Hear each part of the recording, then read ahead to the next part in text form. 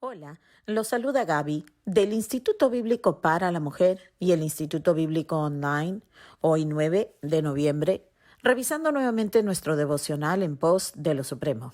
El título de hoy es Servicio Sagrado. La cita la encontramos en Colosenses capítulo 1, versículo 24, donde el apóstol Pablo nos dice lo siguiente: Ahora me gozo en mis padecimientos por vosotros y completo en mi carne lo que falta de las aflicciones de Cristo. Oremos. Padre amado, te agradecemos de todo corazón por tanta palabra, por tantos consejos bíblicos. Te agradecemos que tú no nos has dejado en este mundo de oscuridad donde la mentira reina y donde tanta gente evade la verdad, incluso en el hecho de que es absoluta y que tiene dueño y que tú eres el único que la determina. Pero gracias que en tu palabra encontramos tanto, Señor. Te agradecemos por tu Hijo Cristo Jesús, que es la verdad, el camino y la vida. Ayúdanos, Señor, a honrarlo en nuestras vidas. Todo te lo pedimos para la gloria de su nombre. Amén y amén. Bueno, veamos algo sumamente interesante para variar. Cuánto bien me ha hecho este devocional toda mi vida en Cristo. He estado caminando con Cristo al lado de Él por 24 años de mi vida y puedo decir que ese devocional ha ayudado a formar mi manera de entender la Biblia, siempre centrada en Cristo, como ustedes lo pueden ver todos los días, y no centrado en lo que parecería para mí mi beneficio, a ver, cómo Dios me bendice y todas estas ideas que están totalmente al revés. Entonces le doy gracias a Dios por este material y por esta vida que dejó un legado tan precioso para aquellos que necesitamos que se nos ministre con la verdad. Entonces nuevamente estamos hablando del servicio sagrado, es decir, el estilo de vida que debemos llevar todos aquellos que somos creyentes, ¿verdad? Empieza así, dice: el obrero cristiano ha de ser un mediador sagrado. Ha de estar tan estrechamente identificado con su Señor y con la realidad de su redención que Cristo pueda llevar a cabo continuamente su vida creadora a través del obrero cristiano. Cuando nosotros estamos identificados con la persona de Jesucristo, pero no solamente con la persona, sino con su obra de redención, entonces es cuando vemos que el Señor se presta de nuestras vidas para hacer su voluntad, para llevar a cabo su ministerio a través del obrero cristiano. Al punto de que podamos decir que con el apóstol Pablo ahora me gozo en mis padecimientos, aquellas cosas que debo sufrir por otros, por mis hermanos, los que recién vienen a conocer del Señor o los que aún han de conocer del Señor.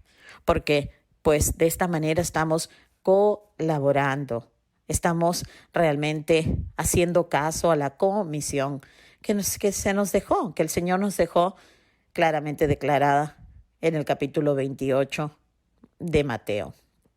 Entonces, dice el hermano, no me estoy refiriendo déjenme retroceder porque si no voy a perder el hilo.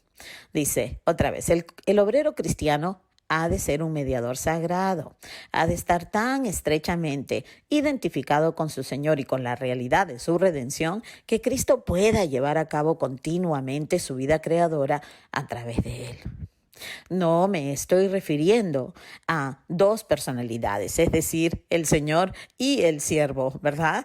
Como que están en competencia, fíjense, no me estoy refiriendo a dos personalidades impuestas por la fuerza o superpuestas una sobre otra, sino a la presencia real de Cristo actuando a través de cada aspecto de la vida del siervo. Cristo en nosotros, Cristo en nosotros. Qué hermoso. Cuando predicamos los hechos históricos de la vida y muerte de nuestro Señor Jesús, tal como se revelan en el Nuevo Testamento, nuestras palabras se convierten en sagradas. De esta manera llegamos a ser mediadores, comunicadores, embajadores de noticias sagradas, hermanos. Dios utiliza estas palabras, este mensaje que no es nuestro, que tiene dueño, es decir, el Evangelio, del cual nosotros somos responsables y privilegiados de comunicar. Dice que Dios las utiliza, las palabras, sobre la base de su redención, para crear en aquellos que escuchan algo que de otro modo jamás habría sido creado. Nosotros queremos tanto que otras personas vengan a conocer al Señor como su Redentor, como el Señor que es, ¿verdad? Sin embargo, a veces queremos utilizar otros medios, alejándonos de la verdad del Evangelio, esperando que nuestras explicaciones humanistas o nuestras emociones o cuán interesantes nos parecen nuestros propios testimonios, que dejamos de lado el único mensaje que tiene poder de salvar. Aquí nos dice el hermano, si nos limitamos a predicar los efectos de la redención, es decir, todas las consecuencias y los resultados de recibir el perdón de nuestros pecados por medio de Cristo Jesús, si estamos predicando eso a las personas, tratando de convencerlas por todos los efectos que recibirán de la redención en la vida humana, en lugar de predicarles la verdad revelada y divina acerca de Jesús mismo, como Jesús es Dios encarnado, que vino a tomar nuestro lugar como postrer Adán, que vino a representar a la nueva raza, aquellos que confiarían en Él como su representante, como su Redentor y Salvador, y que solamente a través de la obra perfecta, de ese sacrificio inigualable de Cristo Jesús en la cruz del Calvario, es que alguien puede recibir el perdón de sus pecados y ser declarado justo delante del juez.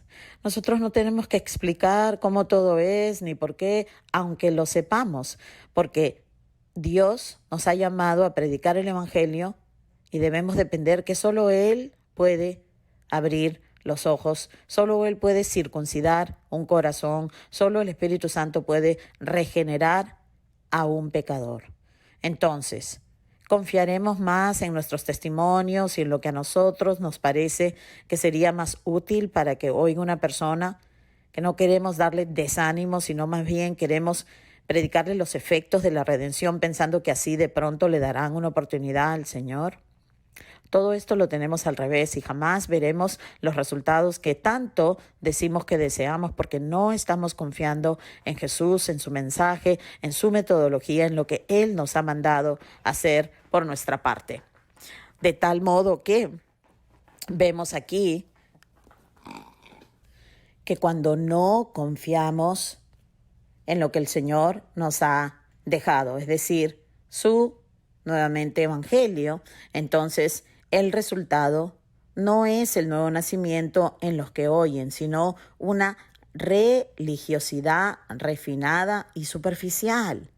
Y el Espíritu de Dios no puede testificar de ello, porque semejante predicación está en un reino distinto al suyo. Nuevamente, hermanos, cuando nosotros predicamos mensajes moralistas o empezamos con los beneficios que una persona va a recibir si acepta a Cristo, entonces el Espíritu Santo no va a testificar porque no estamos realmente diciéndoles a las personas quiénes son, ¿verdad? Que son personas que han nacido en rebeldía contra Dios.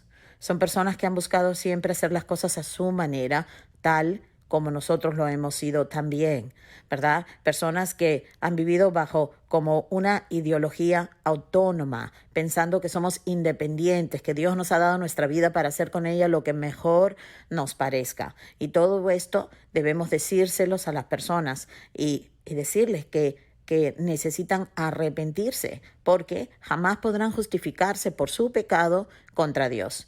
Y que cada persona al morir tendrá que enfrentarse con la realidad de que existen dos destinos para aquellos que han obedecido y han recibido el perdón de sus pecados, arrepintiéndose, reconociendo que Cristo es el único Salvador, pero también habrá una condenación que incluso ya existe, porque toda persona que peca contra Dios se hace hacedor de una deuda que no puede pagar, porque la paga del pecado es la muerte.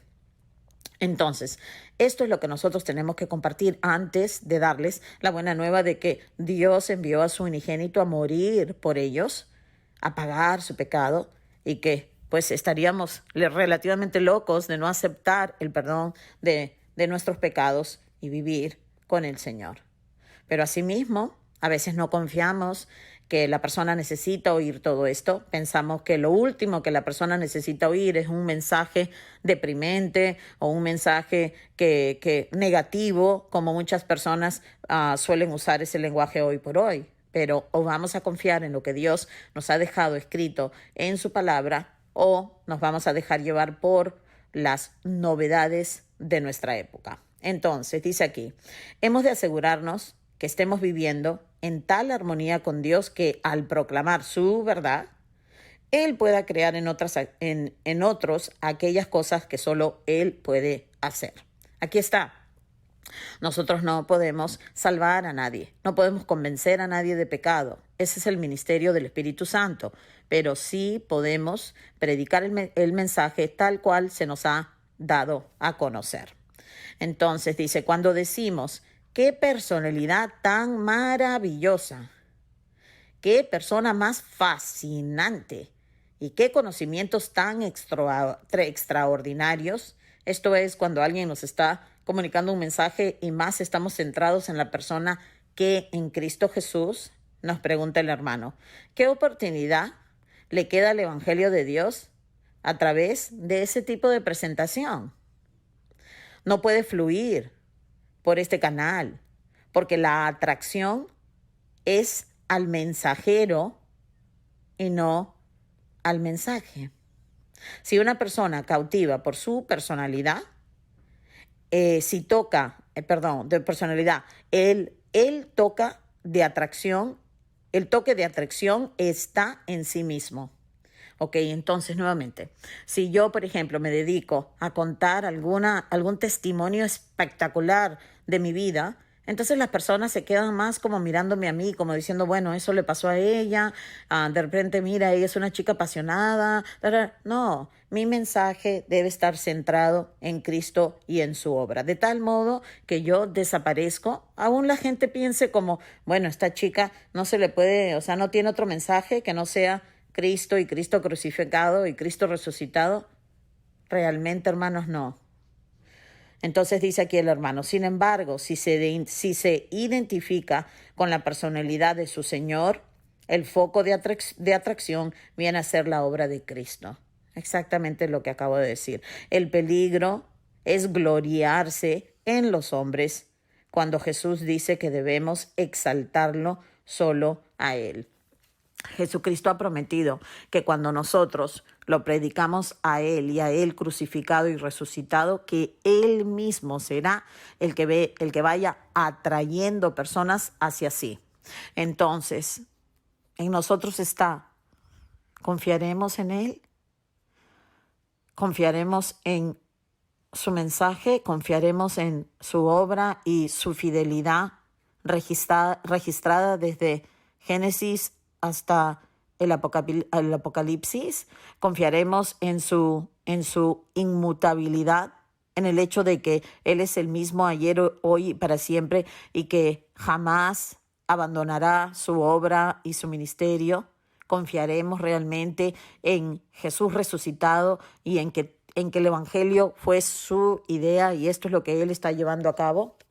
Bueno, si lo hizo por ti, lo hizo por mí, ¿por qué vamos a dudar que lo hará por otro pecador? ¿Acaso hay algo especial en mí o hay algo especial en ti, lo cual motivó que Dios te salvara o que Dios me salvara?